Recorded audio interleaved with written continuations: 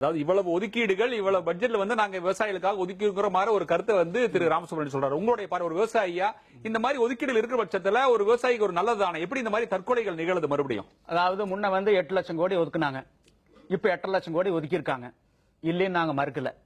ஆனா அந்த விவசாய கடன் வாங்குறதுல இருக்கக்கூடிய சிரமங்களை நீங்க பார்க்கணும். ஒரு பென்ஸ் கார் வாங்கினா உடனே வந்து 7% வட்டிக்கு வந்து கொடுக்கறாங்க காரு. அந்த ஆர்சி புத்தகம் கொடுக்கறாங்க, கொண்டு போய் வச்சு 10 நிமிஷத்துல எவ்வளவு பணம் வேணாலும் வாங்கலாம். ஒரு விளைநிலத்தை வச்சிருக்கிறேன், அந்த விளைநிலத்துல சாகுபடி பண்றதுக்கு என்ன ஆவணங்கள் கேட்கறாங்க? மூலப்பத்திரம் கொண்டா, சிட்டா கொண்டா, பட்டா கொண்டா, ஆர்எஸ்ஆர் கொண்டா, அடங்கல் கொண்டா, எஃப்எம்பி கொண்டா, டோபோசெச் கொண்டா, ஜாமீன்தார கூட்டிட்டு வா, அவருக்கு சொத்து சான்றிதழ் கூட்டிட்டு வா, அக்கம் பக்கத்துல இருக்கக்கூடிய வங்கிகள்ல எல்லாம் போய் நோ டியூ சர்டிபிகேட் வாங்கிட்டு வா.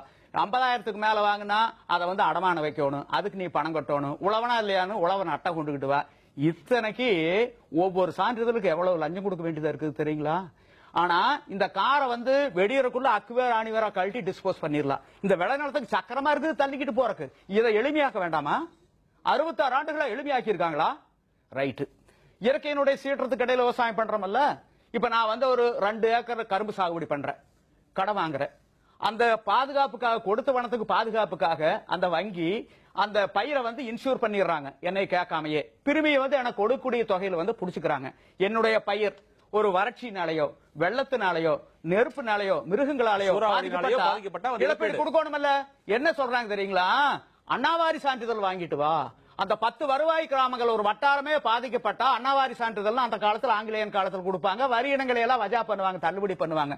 அந்த சான்றிதழ் கொண்டு வந்தா தான் கொடுப்போம்ங்கிறாங்க. நான் என்ன அந்த 10 வருவாய் கிராமத்துக்கு பிரிமியம் கட்டுனா 2 ஏக்கர் கட்டுனா.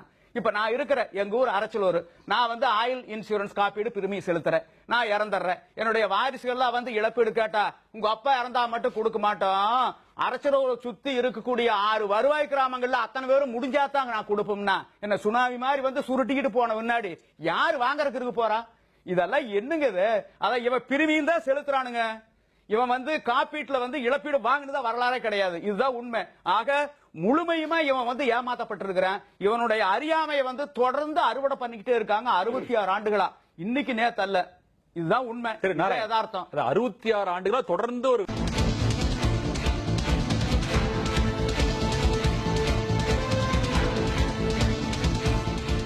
கலைக்கிறோம். விவாதம் தொடர்கிறது. ஒரு விவசாயியின் தற்கொலையும் இந்திய அரசியலும் என்ற தலைப்பில் விரிவாக பார்த்துக் கொண்டிருக்கிறோம். திரு நல்லசாமி, 35 ஆண்டுகளுக்கு முன்பு அமெரிக்காவில் அதிகமா விளைஞ்சது, விற்க முடியல. விவசாயிகள் இதே மாதிரி தற்கொலைக்கு தள்ளப்பட்டாங்க. அரசாங்கம் கொள்முதல் பண்ணாங்க, சமுத்திரத்தோட கொட்டி பார்த்தாங்க, தீர்வு ஏற்படல. எத்தனால் தயாரிச்சாங்க, வாகன எரிபொருளா பயன்படுத்தினாங்க, அதுல பிரச்சனை தீர்ந்தது. அதே காலகட்டத்தில் பிரேசில்ல அந்த நாட்டுக்கே நெருக்கடி வந்தது. வாகன எரிபொருளை எத்தனால பயன்படுத்தினாங்க. இன்னைக்கு ஒலிம்பிக் போட்டி நடத்துற அளவுக்கு அவங்க முன்னேறி இருக்காங்க. இப்ப ஐயா சொன்னாங்க உருளைக்கிழங்கு அதிகமா விளைஞ்சிருக்குன்னு. ஏன் எத்தனால மாத்தக்கூடாது? ஏன் மாத்தக்கூடாது? ஏன் எரிபொருளுக்கு நீங்க கையேந்திக்கிட்டு இருக்கீங்க அயல் நாடுகள்ல?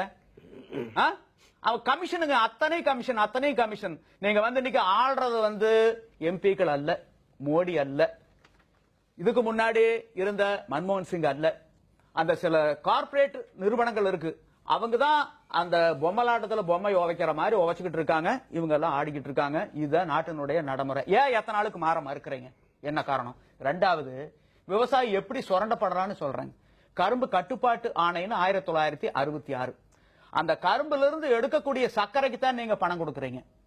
ஆனா மொலாசஸுக்கு பணம் கொடுக்கறது இல்ல, சக்கைக்கு பணம் கொடுக்கறது இல்ல, அதுல இருந்து எடுக்கக்கூடிய மின்சாரத்துக்கோ காகிதத்துக்கோ இல்ல. ஆக இன்னைக்கு விவசாயிகளுக்கு எவ்வளவு இலவச மின்சாரம் கொடுக்கறாங்க?